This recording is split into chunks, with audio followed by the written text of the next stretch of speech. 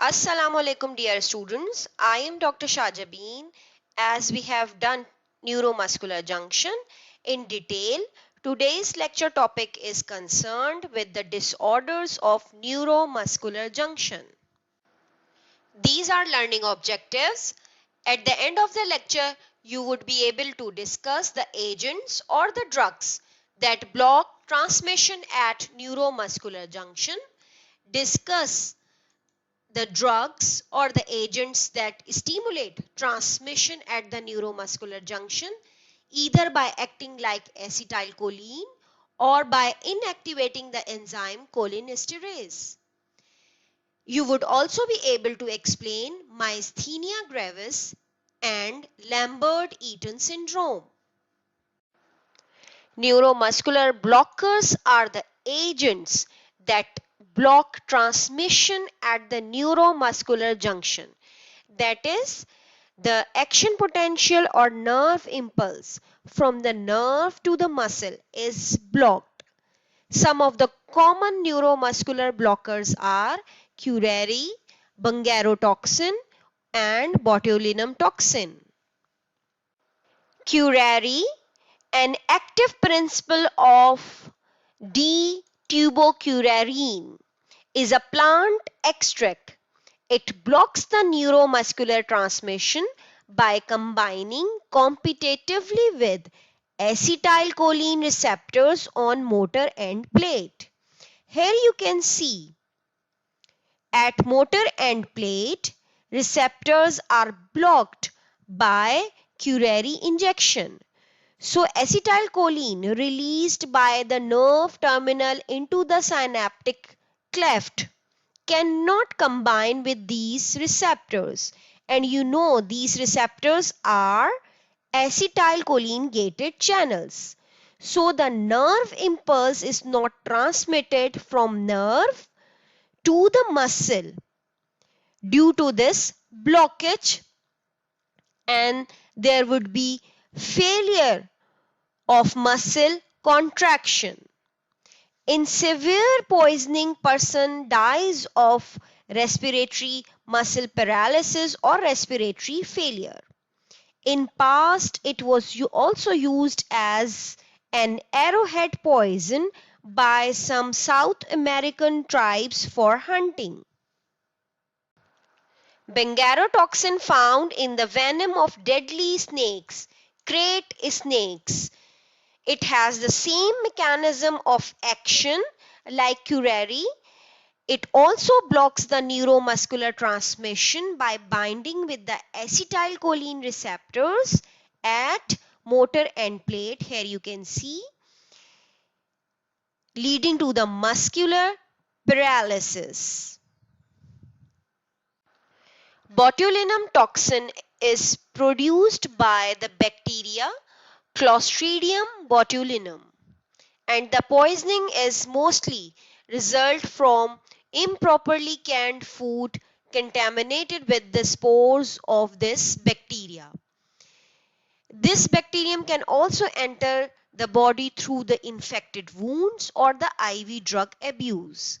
The mechanism of action of this toxin is it blocks the transmission across the neuromuscular junction by preventing the release of acetylcholine from the terminal buttons of the nerve ending. Here you can see, due to the poisoning of the Clostridium botulinum, the release of acetylcholine is blocked. So the transmission from the nerve to the muscle is blocked,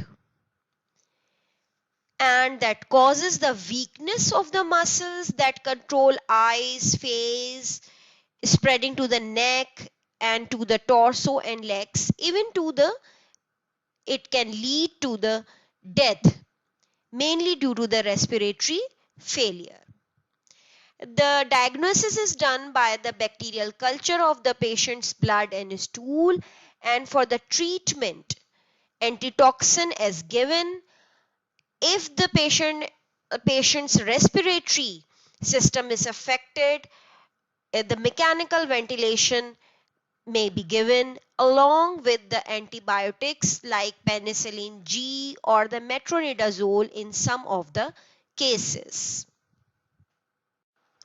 Now, the agents that cause the stimulation of neuromuscular junction, it includes black widow spider venom and the drugs that cause stimulation directly acting as acetylcholine-like action, and the agents or the drugs that inactivate the enzyme cholinesterase, hence stimulating the neuromuscular transmission by increasing the working time for acetylcholine.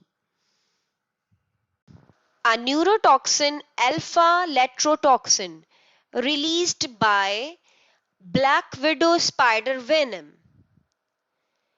The venom of this spider exerts its effect by triggering explosive release of acetylcholine from the storage vesicles. Here you can see presynaptically from the terminal button of the nerve, causing increased stimulation of the muscle and leading to the muscle cramps and spasm. Now, the drugs that cause stimulation of the neuromuscular junction are methacholine, carbachol, and nicotine.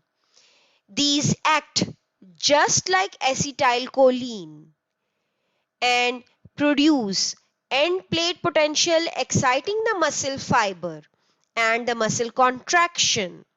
But the problem is these drugs are either not destroyed or destroyed very slowly by the enzyme acetylcholinesterase. And you know acetylcholinesterase is the enzyme that causes the degradation of the acetylcholine within millisecond. But in this case, these drugs are not destroyed by acetylcholinesterase. So, they cause repeated stimulation and continuous action of muscle, thereby causing state of muscle spasm. The drugs like neostigmine, physostigmine, and diisopropyl fluorophosphate stimulate the neuromuscular transmission at neuromuscular junction indirectly by inactivating the enzyme acetylcholine esterase.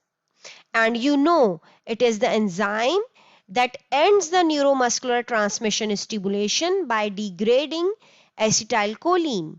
But when this enzyme is inactivated, the acetylcholine released by the nerve terminal at the synaptic cleft is not hydrolyzed, and that can lead to repeated stimulation and continuous muscle contraction leading to spasm. Among these drugs, neostigmine and physostigmine last for several hours, while the diisopropyl fluorophosphate lasts for several weeks, thus making it a lethal poison. It is also known as nerve gas poison, and it can cause death due to the laryngeal spasm. Organophosphate insecticides also have the same mechanism of action in stimulating the nerve muscle junction, or you can say the nerve muscle stimulation. Myasthenia gravis is the disease that is characterized by the extreme muscular weakness.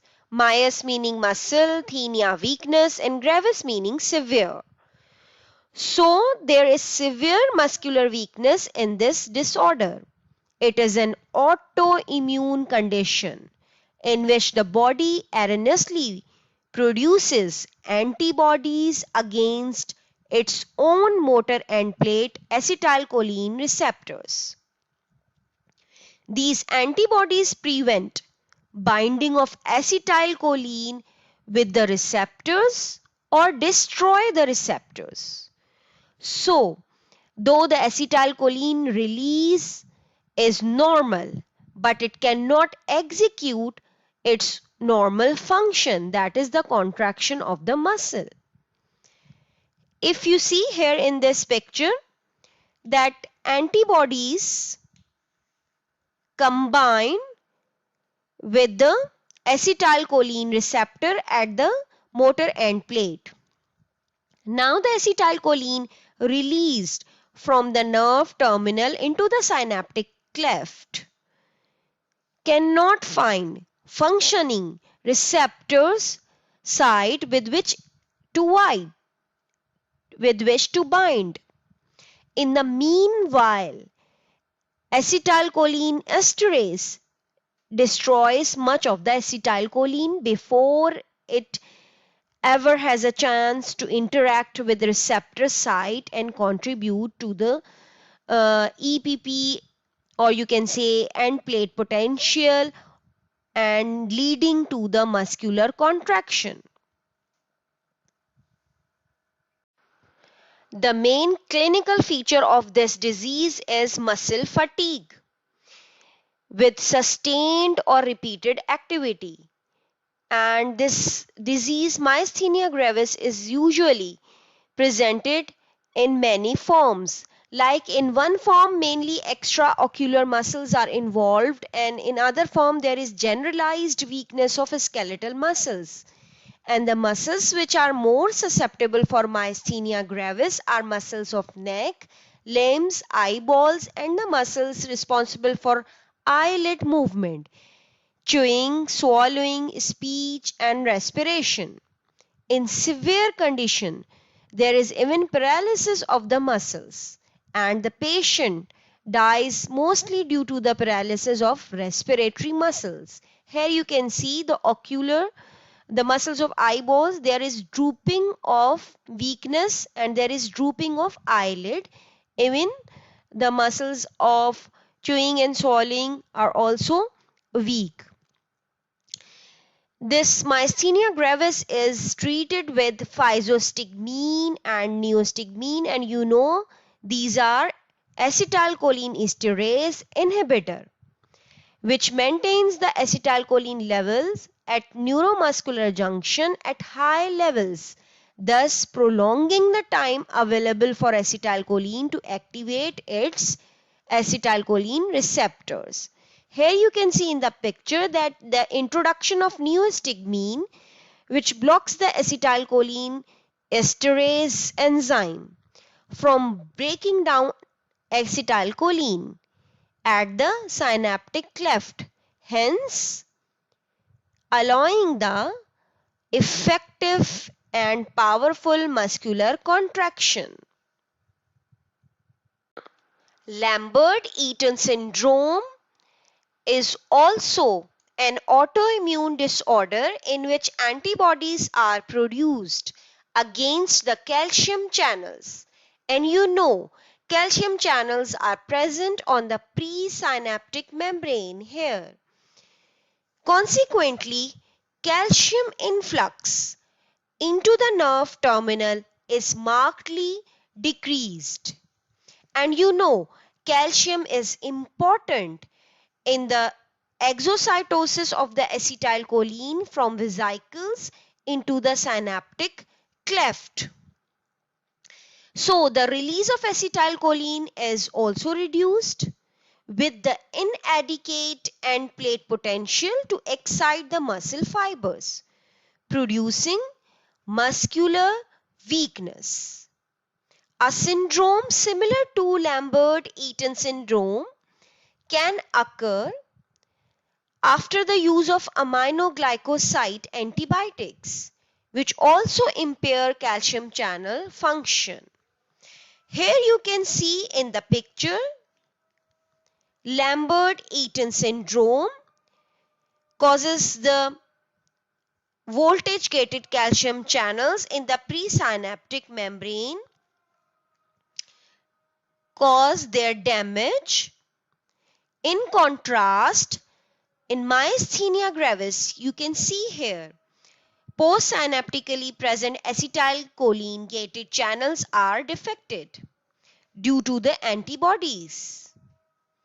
While you can see in botulinum toxin poisoning, there is blockage of release of acetylcholine from presynaptic vesicles, all leading to the muscular weakness or ineffective muscular contraction or even to the muscle paralysis. Thank you, students. This is my email address for your queries and the reference books names.